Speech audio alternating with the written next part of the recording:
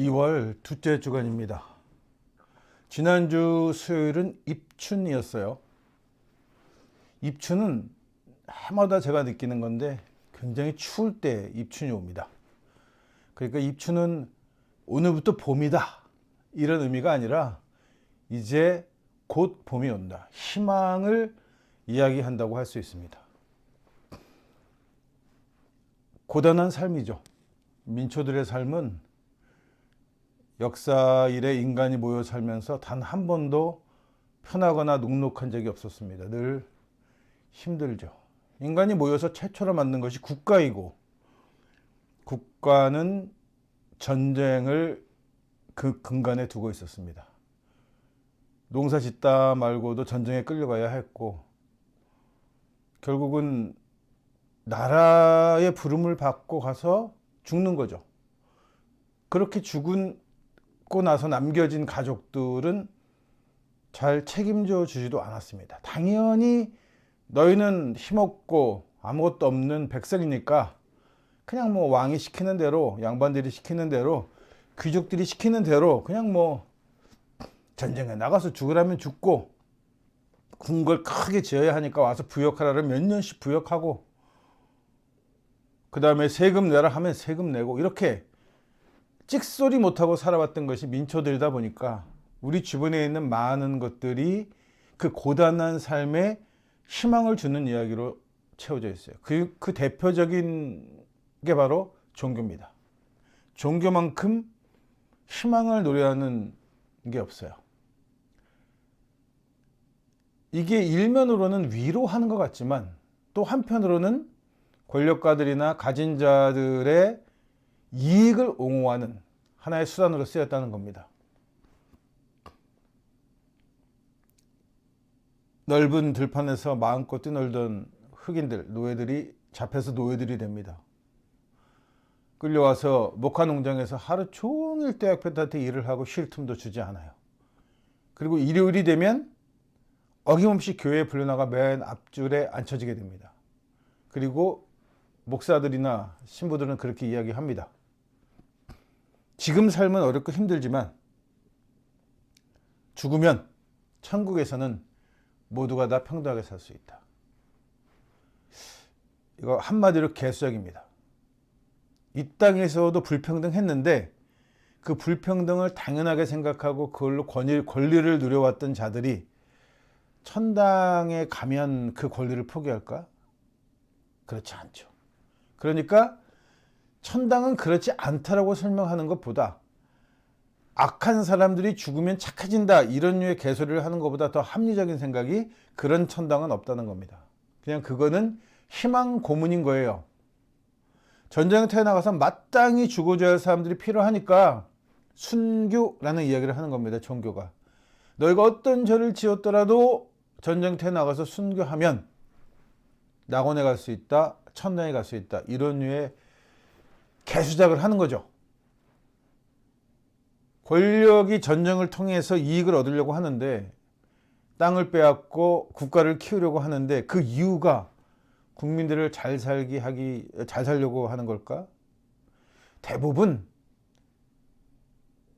왕의 개인적인 욕망과 취향 때문이었습니다. 뺏는 걸 좋아하고 뭔가 약탈하는 걸 좋아하는 왕들이 되면 전쟁은 끊임없이 일어나는 거죠. 그런 왕들 때문에 주변 국가들도 또한 끊임없이 전쟁에 시달리게 됩니다. 또 내가 사는 땅이 비옥하고 가진 게 많고 넉넉한 땅이 되게 되면 그 땅이 또 전쟁의 빌미가 돼서 서로 빼앗으려고 하는 거죠. 서로 조금씩 나누며 살아가려고 하는 생각은 하지 않는다는 거예요. 그래서 세상에는 정의가 필요한데, 정의는 항상 가진 자들이 만들어낸 방편이었습니다. 한 번도 진정한 정의라는 것은 존재하지 않았어요. 지금도 진정한 정의는 존재하지 않아요. 왜냐하면 법이 만민 앞에 평등하다 이렇게 얘기하지만 법은 만민 앞에 평등할지 몰라도 법을 운영하는 자들이 평등한 자들이 아니에요. 정의로운 자들이 아니란 말이에요. 그러니까 같은 죄를 지어도 힘없는 사람, 가진 거 없는 사람은 중한 벌을 받게 되는 거고, 있는 놈들은 그닥 벌을 받지 않아요. 수십억, 수천억을 헤쳐먹어도 부자들은 큰 죄를 받지 않습니다. 벌을 받지 않아요. 그 죄가 아닌 거예요.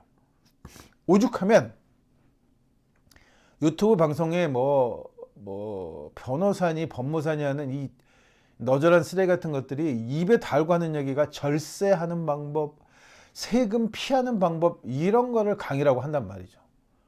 세금을 만들어서 가진 자들에게 많이 걷겠다고 하는 것은 경제 평등을 이루기 위한 원칙 때문이에요. 모든 사람이 다 잘 살기 위해서는 많이 가진 자들은 많이 내야 하고 적게 가진 자들은 적게 내야 해요. 이걸 그냥 일률적으로 평등하게 만들면 좋은 세상이 될 것 같지만 또 그렇지도 않단 말이죠. 그래서 자본주의가 가지고 있는 수많은 문제점이 있음에도 불구하고 개인이 자기의 성공을 위해서 노력하는 것을 허용하고 있단 말이에요. 그 노력을 해서 얼만큼 돈을 버는 것까지가 정당한가 하는 것이 사회적 규범이고 그 사회의 건강성을 나타내는 거예요. 혼자만 잘 살아도 된다. 그게 왕조 시대잖아요. 왕만 잘 살면 되는 거 아니에요? 나라가 어떻게 되든 기근이 들든 뭐가 되든 왕은 흥청망청 첩들 끼워 수십 명씩 첩들 끼고 자빠져가지고 자기는 별로 걱정할 거 없어. 그냥 죽어나는 거는 백성들인 거죠. 백성들에게는 엄한 죄를 묻고 엄한 신분 제도를 만들어 가지고 양반들의 숫자를 보호하기 위해서 천민과 결혼하면 양반이 될 수 없고 이런 류의 개수작을 쭉 하면서 왕은 어떤 여자랑 살아도 상관없는 거예요. 왕의 피가 섞이면 다 왕족인 거죠. 이게 무슨 개수작입니까 이게. 안 되면 왕도 안 되는 거야 하고 되면 누구나 다 될 수 있어야 하는 거죠. 왕쥐들은 다 돼요. 그런데 일반 백성들은 그렇게 하면 안 돼요.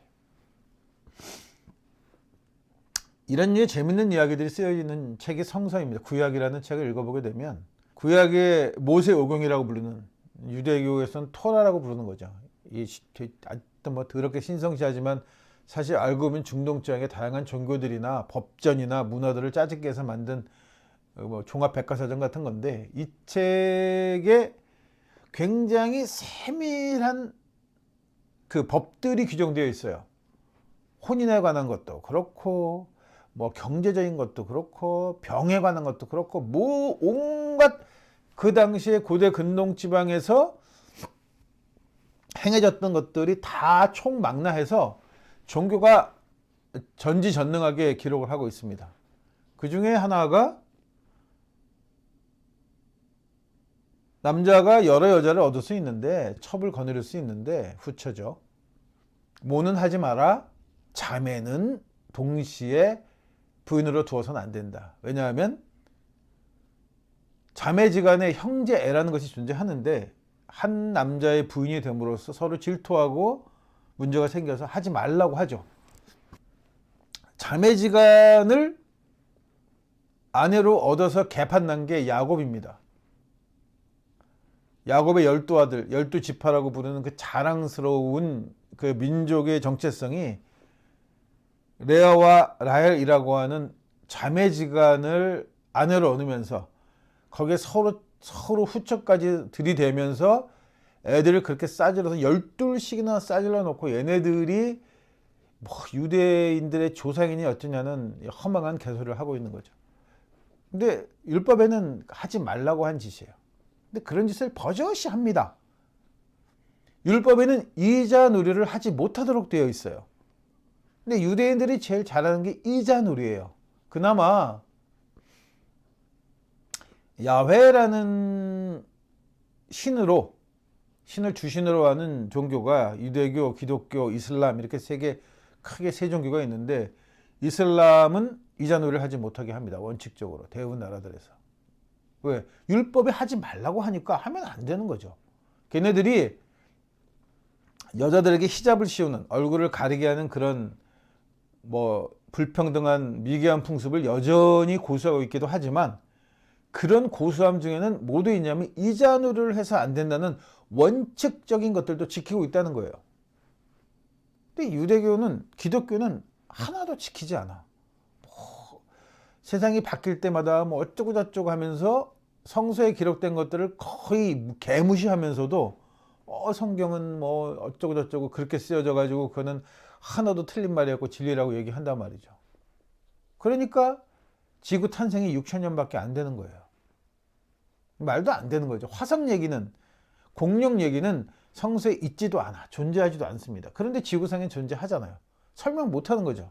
그러니까 엉뚱한 개소리를 끊임없이 하는 거예요. 그러고는 성서 고고학이라고 하는 것들이 하는 짓들이 뭐 어느 산에 노아의 방주가 있었던 파편이 발견됐네, 뭐 어느 지역에 다윗 왕의 궁전이었을 뻔한 건물의 잔해가 발견됐네 하면서 계속해서 구약 성서에 있는 이야기를 역사적인 사건으로 만들기 위한 노력을 하고 있을 뿐이지, 실제로 너무나 보편적이게 구약 성서 밖의 이야기에 알려져 있는 고대사에 대해서 전혀 관심을 두지 않는다는 거예요. 왜? 성경에 없는 이야기니까 자기네들한테는 없는 얘기인 거죠.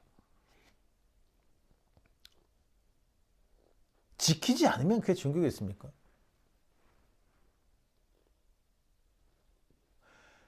자기네 율법을 지키지 않는 걸 두려워하지 않는 것. 그러니까 법이 그런 거잖아요. 이 서구의 자본주의 사회에서 발달한 법 체계에서 가진 자들은 법을 두려워하지 않습니다. 돈만 있으면 돼요. 그러면 어마어마한 변호사들이나 로펌을 동원하면 어떤 죄를 지어도 무죄 판결을 받을 수 있어요. 구조가 그렇게 돼 있습니다. 뭐 우리나라만 정관예우가 있는 게 아니고 걔네들도 마찬가지로 판검사들 간의 커넥션이 어마어마한 거예요. 그걸로 먹고 사는 애들이니까. 교묘한 말재주의 수단을 부려서 어떻게 하든 누가 봐도 유죄이고 범죄자인 사건을 무죄로 만들거나 혹은 흐지부지 뭐 집행유예를 끝내게끔 하는 재주를 갖고 있는 거예요. 왜냐? 왜 기본적으로 그러냐 하면 로마법에 그게 있거든요. 죄를 돈으로 대속할 수 있어요. 대속입니다. 대속. 이 개념이 기독교에 그대로 들어온 거예요. 로마의 국교가 되면서. 그러니까 돈으로 자기 죄를 탕감받을 수 있었던 거란 말이죠. 그러니까 가톨릭은 이걸 아주 철저하게 종교 장사를 해먹었잖아요. 면죄부, 면별부를 만들어가지고 돈만 내면 무슨 죄를 지어도 용서받을 수 있다. 심지어 성모 마리아를 강간해도 그 죄도 무조건 용서받을 수 있다. 돈만 많이 내면, 오죽하면 황금계에 돈이 똥똥똥 동전이 떨어지는 소리에 맞춰서 죽은 사람이 그 가족이 한 걸음씩 천당으로 다가간다, 이런 류의 개소리를 서슴없이 했냔 말이죠. 그렇게 많은 돈이 왜 필요했을까? 한 사람이 먹고 쓸 수 있는 돈은 한계가 있는데 그렇게 어마어마하고 막대한 돈이 왜 필요했을까 하면 건축에 미친 또라이들이기 때문이에요. 건축과 건축 미술에 빠져있던 또라이들이기 때문에 거대한 건물을 지어야 하니까 그 지랄 발광들을 했던 겁니다. 그와 유사한 사례가 대원군이죠. 대원군 초기에 정치 제법 잘 했습니다. 뭐 사원도 타파하고 해서 뭔가 그럴듯한 짓을 하는 것 같더니 결국 막판에 개똥 같은 짓을 하고 쓰레기가 되는 이유가 뭐냐면 경복궁 재건이라는 건축의 또라이가 된 거예요. 이 왕권의 권위를 세워야겠다. 임진왜란 때 불타버린, 그리고 여러 가지 이유로 그동안의 왕들이 복원하지 않았던 경복궁을 기어이 복원해야겠다는 거죠. 그래서 지금에 남아있는 경복궁이 있는데 아이러니하게도 대원군이 그렇게 열심히 복원해놓은 궁궐들은 강점기가 되면서 잘려나가고 헐려나가고 뜯겨서 외나라에 뜩 다시 세워져 있기도 하고 아주 풍지박산 났습니다. 초라한 몰골이 되어버리고 만 거예요. 궁궐을 뚝 잘라가지고 길을 내기도 하고 왕이 살던 자리에 동물원을 만들기도 하고 식물원도 만들기도 하고 이러면서 구경거리를 만들고, 왕이 집무하는 앞자리에 조선 총독부라고 하는 돌덩이로 만든 거지 같은 건물을 탁 세워가지고 과시하기도 하고. 그러려고 경복궁을 재건합니까? 무지함인 거예요. 이 건축물에 대한 욕심은 무지한 거예요. 그러니까 혼자 살면서 백몇십 평짜리 펜트하우스니 이런 데서 살고 싶어 하는 거예요, 사람들이. 혼자 그렇게 큰 건물이 왜 필요합니까? 자본주의라서? 내가 돈이 많으니까 내가 돈을 과시하기 위해서? 길거리에서 최고 속도가 110km밖에 되지 않는데 뭐 아우토반이라고 하는 독일 도로가 있긴 하지만 대부분 나라들이 속도 제한을 걸고 있는데 뭐 자동차는 뭐 200km, 300km 허영이죠, 허영. 자본주의가 갖고 있는 허영심이에요. 그 허영심을 중심으로 문명이 발달한다고 하는 개수작을 끊임없이 하는 거예요. 전체적인 이익을 위해서 문명이 발달하는 게 아니라 개인적인 허영심이 뭔가를 개발하고 발명해내고 그로 인한 부산물로 문명이 발달하는 거죠. 이게 바로 자본주의가 그렇게나 자주 써먹는 낙수 효과라는 겁니다.